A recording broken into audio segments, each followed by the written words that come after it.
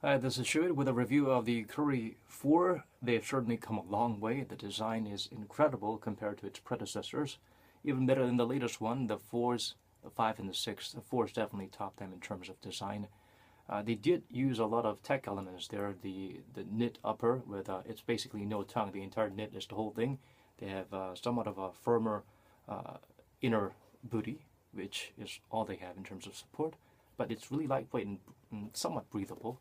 Nice little toe cap here to make sure your toes aren't moving all over the place like what some unsuccessful knit version basketball shoes have done in the past.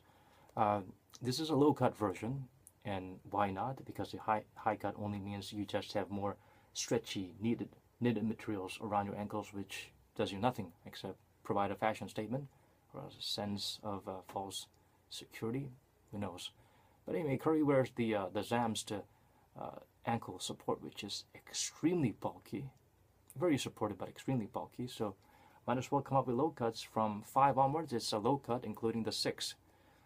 The Let's start with the upside of this. The cushioning is not that bad. They actually use what they call a proprietary foam, which is double talk for just plain old EVA foam. Certainly nothing that it's significantly superior to the EVA foams used in the old Adidas models. They're hard as a thousand-year-old chewing gum, but they don't go anywhere near the the Jetlon that's used in the brand black models. They are certainly a breakthrough in terms of foam cushioning technology. It's not bad. It's a nice in between. It's relatively lightweight, and if you put a polyurethane midsole, which is usually what's used in most Adidas models in the early 2000s, with basically no cushioning in the midsoles, they provide a significant amount of cushioning here. It adds a weight a little bit, but it upgrades the cushioning significantly. So with this, its cushioning is acceptable.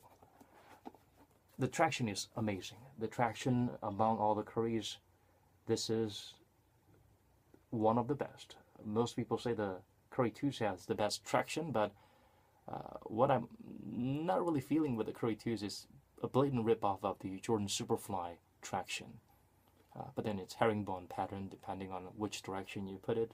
I suppose you could say you copied it from someone and everyone is copying everyone else. This traction, it's nice. It's got a nice little pivot point that radiates out. Got a little waffle pattern there and nice little flex grooves to make sure someone who is constantly on the move, in and out of screens, like Curry, they would appreciate this flexibility there. The heel traction is also nicely made to make sure spot up jump shooter who actually dribbles around a lot with a lot of change in pace, and yeah, the traction is great. I love the little somewhat of a logo type of thing, like this is a bullseye sniping scope type of thing. Yes, you do call Curry the babyface assassin, so nice little touch there. Not just in terms of aesthetics, performance-wise, they're great. Good outriggers there, strong outriggers. This is always a welcome addition to any design. So with the outriggers, you don't need any hefty ankle support.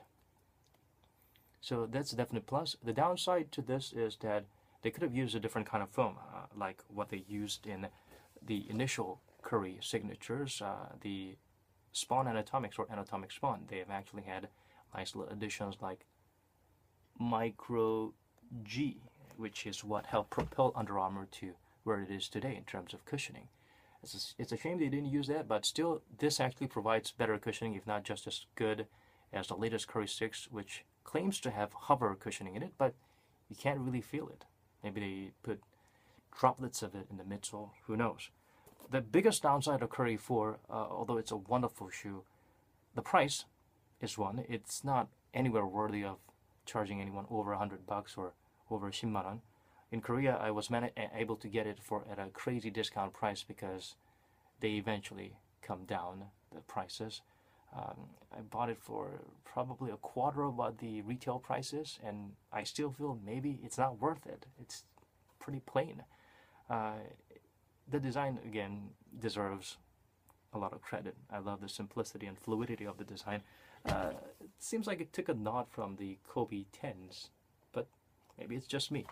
The fatal flaw, if you're gonna wear the Curry 4s, you'll need some thick socks or very sturdy Achilles heel, because if you see this part, it's kind of hard to see in the dark. There's a little support here. I think it's designed to support you, but it actually eats up your Achilles and chafes into it, provides a lot of blisters there. If you don't know how that pain is like, for those of you who have actually played in the Jordan 30s, this is an amazing shoe, except that they had this little, nodule there, padded nodules that really eats up your Achilles. So there you go. Some things to consider when you think about getting Curry 4s. Don't just get it because you like Currys. If you're actually looking to hoop in them, consider these downsides. And of course, if traction is all you need and minimal cushioning is what you need, go get them if they're on sale.